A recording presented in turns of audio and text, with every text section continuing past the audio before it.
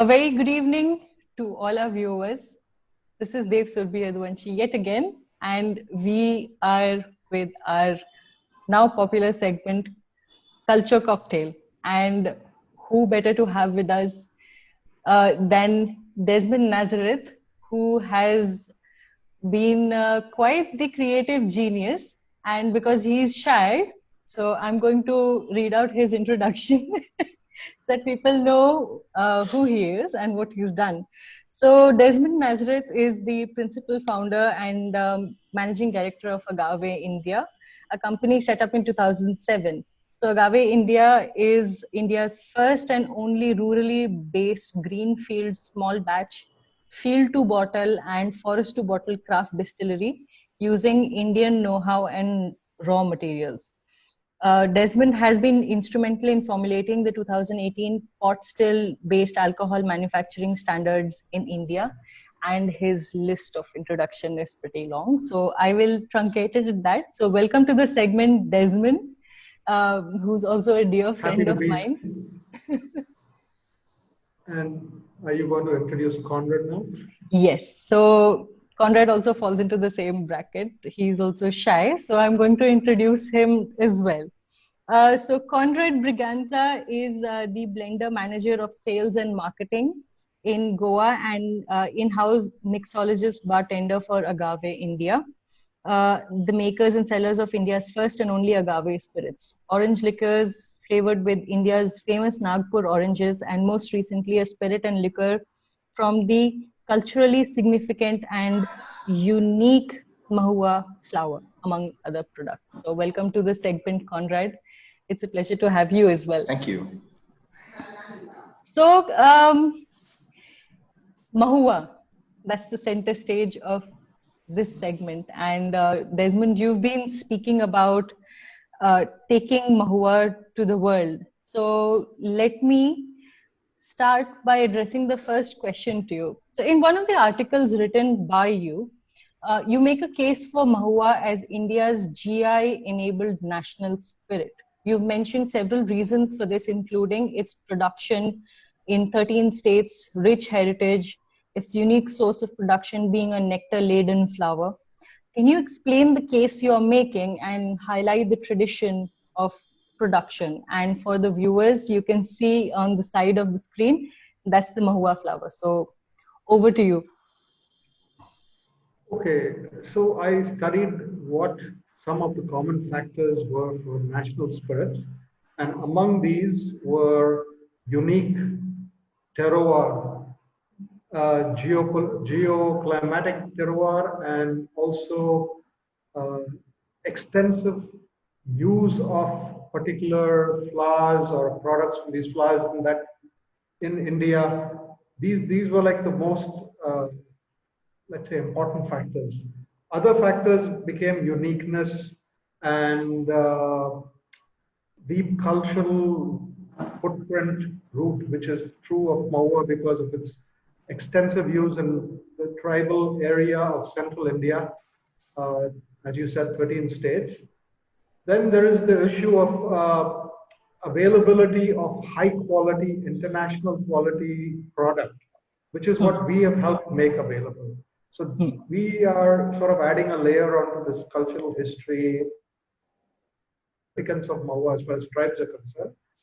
And last but not the least is that people should be able to sort of clearly identify that this is like the special, unique spirit of India and should associate it with India. And that there is no problem with because it's available in no other part of the world. So therefore, the GI would help with the marketing of this national heritage spirit, we conceive of it. And both Conrad and I, along with backing from our company, Agave India, are planning to take it to the world with that sort of drive. Okay. So Conrad, directing a question towards you, how do you think the production style used by Agave India, your company, figures into this mix? How are you producing this alcohol? And maybe Conrad and Des, you can, both pitch in and answer this question. How are you how have you made it relevant to the modern production techniques? Okay, so as you can see on the screen, that is an example of a rustic and a rudimentary pot still that the traditional producers of Mahua, the Adivasis, use. And they generally do a single distillation.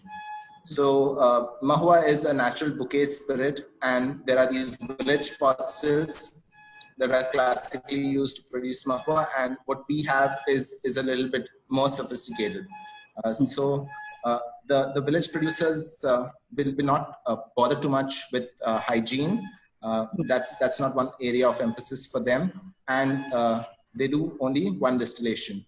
Whereas what we do is focus a lot on the hygiene, right from collecting the flowers on nets and drying them on mats, and then sifting through the debris from the dry flowers, and then fermenting hygienically, and finally distilling it in our craft small batch pot stills that are specially designed to deliver international quality bouquet spirits. So by adding these factors of hygiene and producing it at international quality, that's how we pay tribute to what the country dwellers, what the Adivasis distill. At the same time, we give Mahua a bit of a facelift. Okay. Just to put things into perspective, quantity-wise, we do a fraction of 1% of the amount of Mahua that's made in India today, compared to an estimated 500 million liters of Mahua that are made by the villagers and tribals of central India.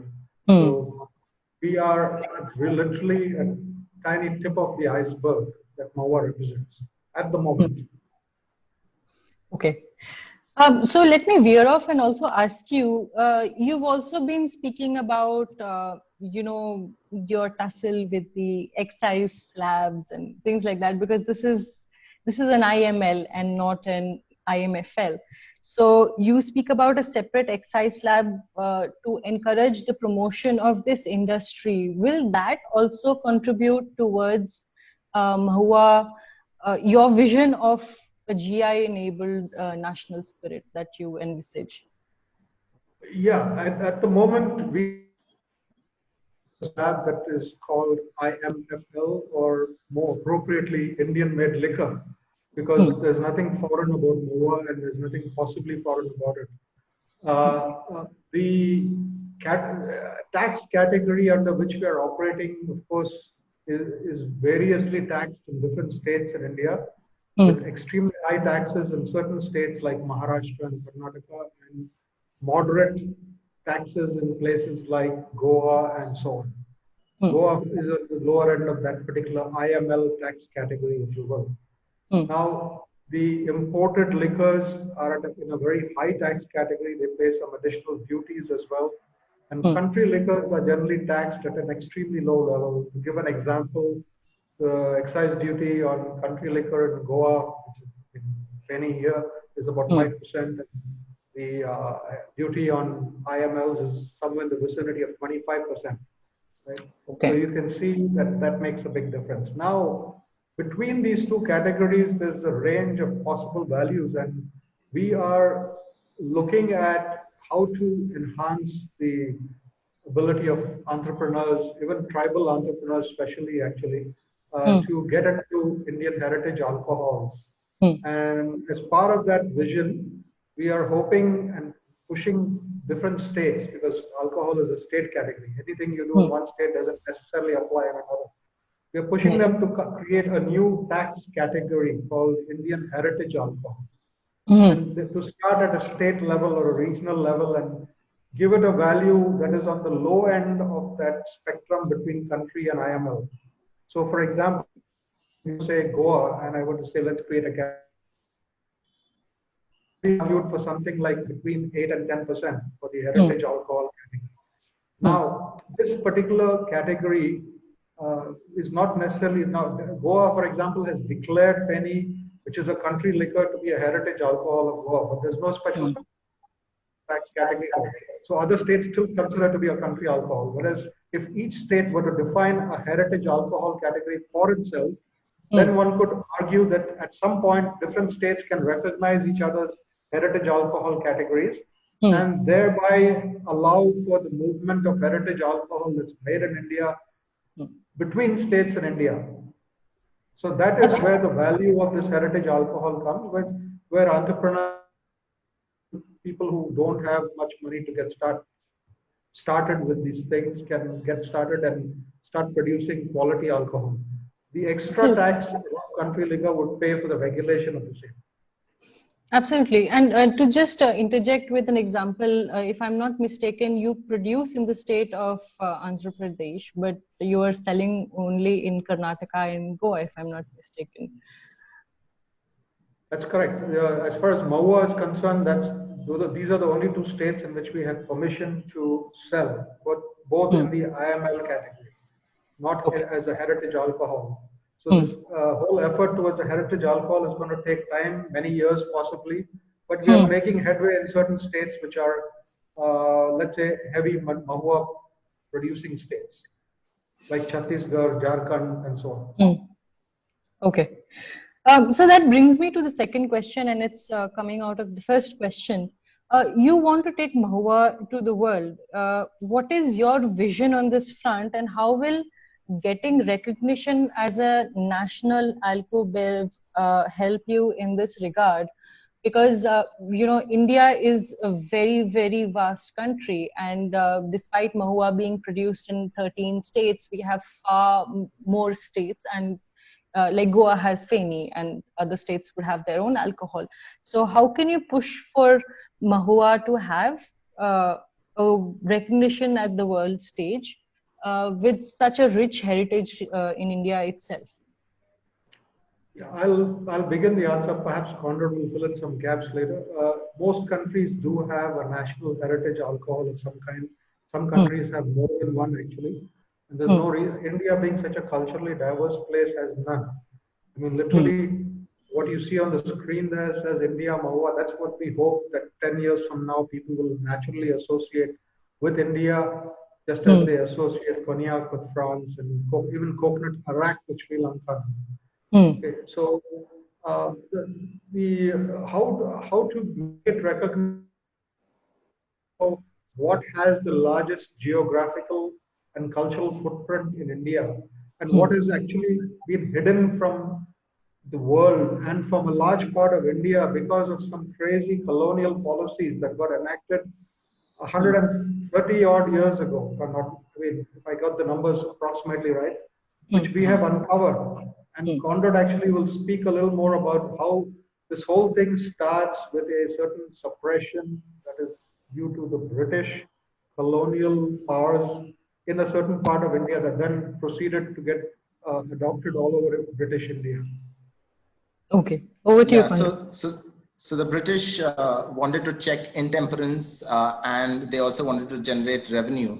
And so they established certain puritanical and mercenary laws that basically made it illegal for people to distill Mahua. And as a result, Mahua went into the shadows. And present policy feels like a little bit of a hangover from this colonial era policy making. And as a result, Mahua is still in the shadows. But Mahua is significant to the material and symbolic reality of tens of millions of tribal people generically classified as Adivasi. They celebrate everything: births, marriage, deaths, festivals with Mahua. Mahua is also very important as a source of livelihood for them. So Mahua flower season. So many of the tribals are dependent on Mahua as a source of food during that lean season. They use it as fodder, they barter it for grain, and they also sell it for cash, which helps them sort of fund their agricultural activities during the season and also acts as a means of hedging risk in times of crop loss. So it's important to a large number of people. It's quite widespread in terms of its production and consumption. And therefore, I think it is important that we take steps to get Mahua out of the shadows and back to the limelight? Yeah, part of it is also like trying to teach tribal people that they can, for example, get a grade and alcohol grade Mahua.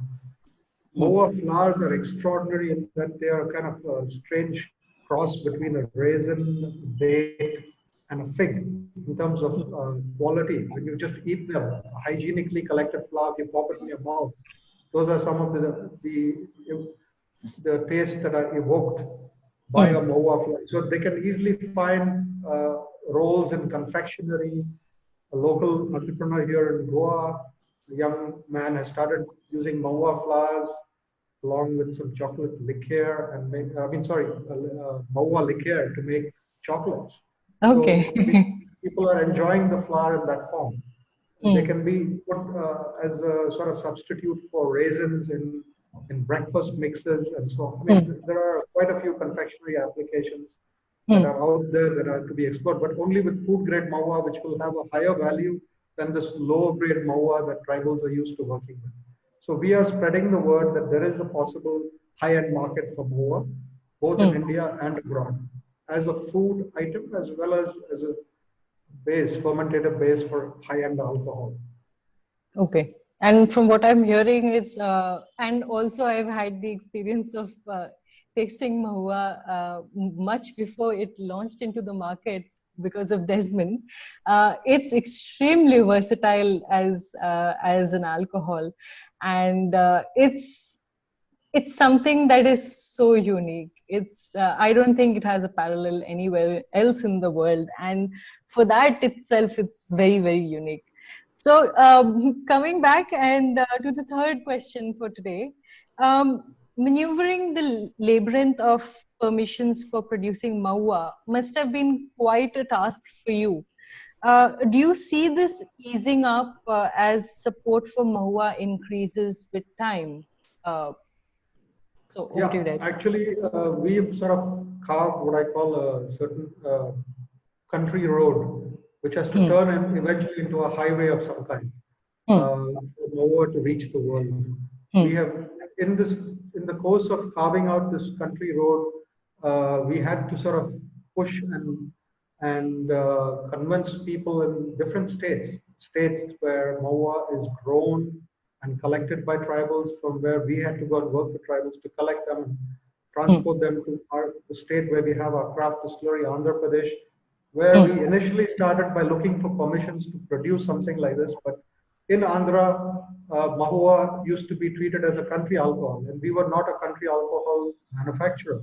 So we had to convince them over the course of 3 to 4 years that, look, if we can do these agave spirits and these cane spirits, which are considered national spirits of countries abroad and were once considered country spirits in those countries, surely we can do the same with Mahua. It took all that time to get them to agree, and then we had to find a place to bottle it and sell it.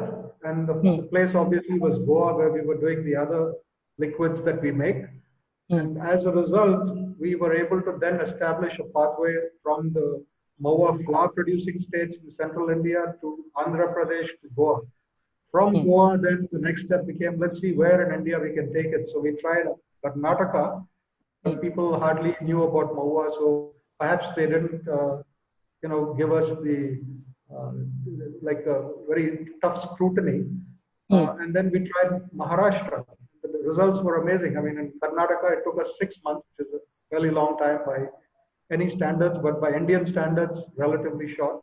And Maharashtra, where we've been struggling for almost 2 years to get them to accept it, despite all kinds of support we got at the commissioner level. The government has taken over a year and has still not decided to give us permission to sell, because in Maharashtra, they view it as a country liquor as well.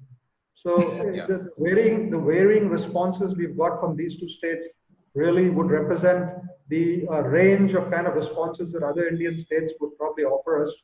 And so we've decided to take a very different approach and say, Mahua to the world first, let it be available in London before Bombay. And then maybe other Indian states will come ask, why isn't it available here? We tell them. look, your officials are waiting for God knows what. They delay people for this or that reason. And most of us know what those reasons are. But nonetheless, we, being a very anti-corruption kind of company, stay clear of all those facilitations that might have helped us to get permissions earlier. But at the same time, we are sticking to our principles and just saying, look, let's take Mahua abroad. Let the Indian states come around when they do. So Conrad, just quickly directing a question stemming from this. You're a young person yourself, and you're part of this whole process of Mahua becoming a reality. What is your observation about what you've seen, how governments have responded, and you're actually talking about taking Mahua to the world first rather than it being available in your own country? What would you say to that? Yeah, I mean, it takes enormous amounts of perseverance and grit, and I don't see too many people having the kind of patience that Desmond has in pushing things with logic and reason and basically win-win agreements. But that's the reality of the matter. Even though it's an absolute win-win situation, it still becomes very difficult to get certain permissions, and it's a little disheartening. But we hope with this whole go vocal for local and make it in that we start seeing some changes at least now that enable us to produce domestically, especially things with indigenous significance, and sell domestically. But in the meanwhile, I think it's good to take this abroad and sort of have people of Indian origin and NRIs be able to showcase this one alcohol that has a very Indian story with pride. They've not had the opportunity to do it so far, something that is completely indigenous with proper cultural and traditional significance in India. They've not had the opportunity, and now with Mahua, they will have that. Yes, and just to share an observation with a lot of things with Indian society, especially like a person who goes abroad and studies and come back, that person certainly has a lot of value. So in that sense, Mahua going abroad and then coming back is going to hold much more value than. Oh, absolutely. So, yeah, and you had referred to something else that we are going to promote. And we also like to share something that we have begun to share recently, that we think that the kind of story that Mahua represents, which is a deep cultural story, will be appreciated more abroad. And the versatility of Mahua will be demonstrated by us in maybe 5 or 10 different ways. It's one of the world's most versatile spirits, including what we've discovered as unique property of Mahua in terms of hot distilled spirits, that it has one of the lowest concentrations of methanol in the world, so it gives you a happy high. You might recall from the experience you had with us. A happy high, clean, happy high. And as a result, we thought this would be a terrific thing to do shots with, and so we even invented a shot drinking ritual which has got deep roots in the story of Mahua and Indian culture. You got it, yeah. Absolutely. That's it. I mean, so that's really going to be the ticket for us to ride. This COVID business has come and thrown a big spanner in our spokes here, and we are waiting for it to clear out to some extent. But also, that has delayed the fundraising activities that we were depending on a closing time in March, which would allow us to take it this summertime. But now we'll probably not happen until next year. Absolutely. So for the viewers, you must have seen me doing this.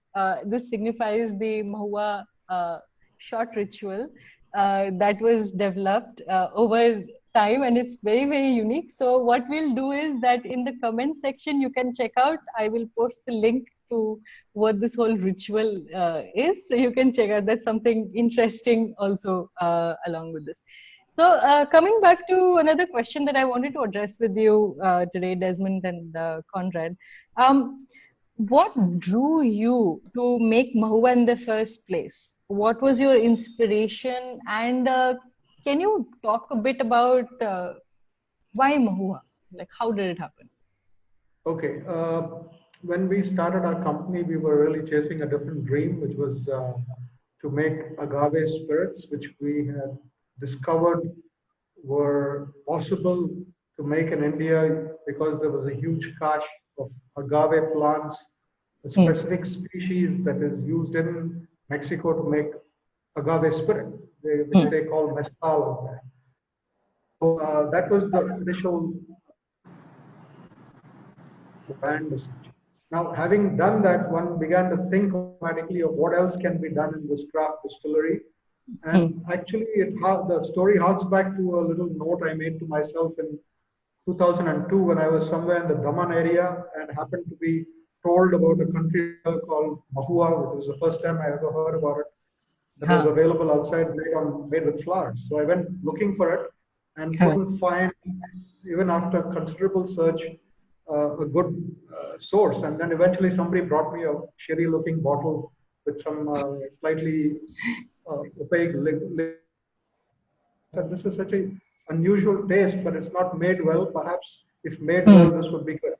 So that was my first experience with Mahua. So I made a note about it. But in terms of our licensing and so on, it turns out to be quite a bugbear, as I indicated. It took us so many years to get licensed from Andhra Pradesh and Goa and then the state in which Mahua was produced. So it was only after agave was off and running and we had built a name around making agave spirits and orange liqueur and cane spirits that we said, let's apply for Mahua. And if it happens, it happens. So Goa was really something that would have been of great interest, but given the difficulty that we already knew India would pose in terms of permissions, it made sense for us to have something viable that we could build our reputation on and then try our luck with Mahua. So as it turned out, yes, we did luck out in the end. We ended up getting the chance to be the ones writing the story of international Mahua, quality Mahua. Got a chance to define that quality in the alcohol standards of India and open up the game for all craft distillers going forward. We got a chance now to change the game for tribal people and be the leaders to add that little layer on the deep cultural story that Mahua represents for India. So yes, why Mahua is like, why not? At this point, it turns into why not? But it's a good question to ask. It all has humble origins. Yes. So since we're talking about inspiration, Conrad, and you're a mixologist yourself. So coming from inspiration, I want to ask you, like, when you first tasted Mahua and you started your process of perhaps thinking about, cocktails or something to do with Mahua, how has Mahua inspired you? Because of what little I have tasted of Mahua, and that too with Desmond, it's extremely versatile and it has such a unique character and it's like a personality that comes through with different mixes. So what's your observation and inspiration as a mixologist with this alcohol? Yeah, so Mahua, you can pair it with a range of things because it comes in as an aftertaste. I think there are only two main rules: don't over sweeten and don't over acidify. So as long as you maintain those two standards, you can pair it with almost anything. People have paired it with shrubs, with indigenous things like kokum, with ginger ales, with tonic waters, with various soft drinks. It goes well as sorbets. You can make dessert cocktails with it. So it's so versatile, and the flavor is absolutely beautiful and very subtle. So it's not something that's going to overpower anything else. It complements other flavors beautifully. So it's always fun to work with Mahua, and you can keep on innovating. I think the imagination is the extent you can innovate with it. So you've got quite the wide canvas. Yes, I'll let you into a little secret here because very importantly, Conrad has been involved with this Mahua project pretty much since the first time we started experimenting with the making of Mahua. So my first taste of high quality Mahua was the same time as his. Yeah, when we were waiting for a few drops to come out of the still and we were just amazed.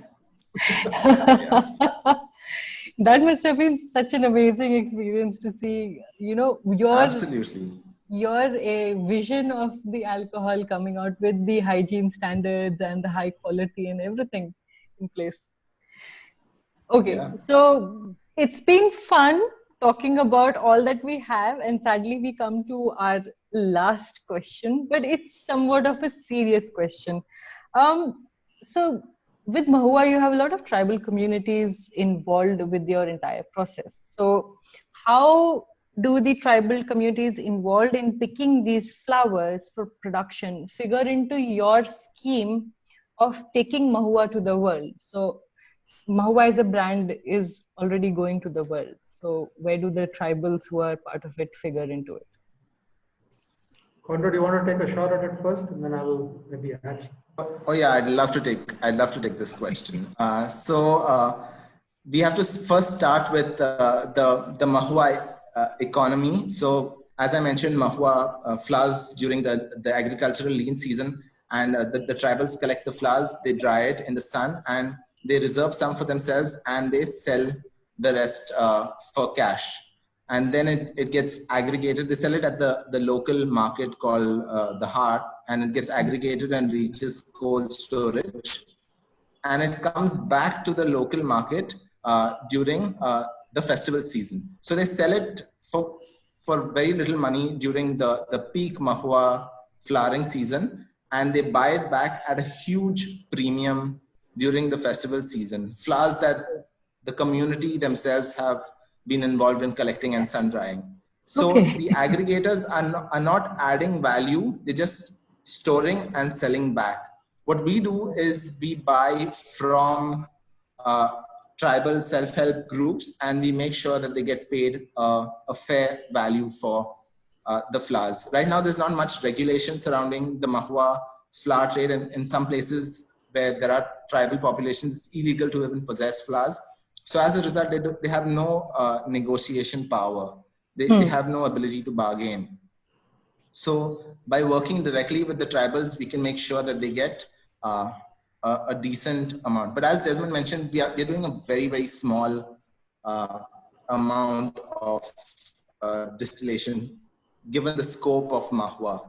So when we take Mahua to the world, hopefully this starts a movement of re-emergence, and other players get involved. Maybe there'll be manufacturers producing international quality Mahua spirit from the Adivasi community, building brands of their own. And Mahua, then bulk Mahua will get a decent price. Also, the markets can open up, as Desmond mentioned earlier.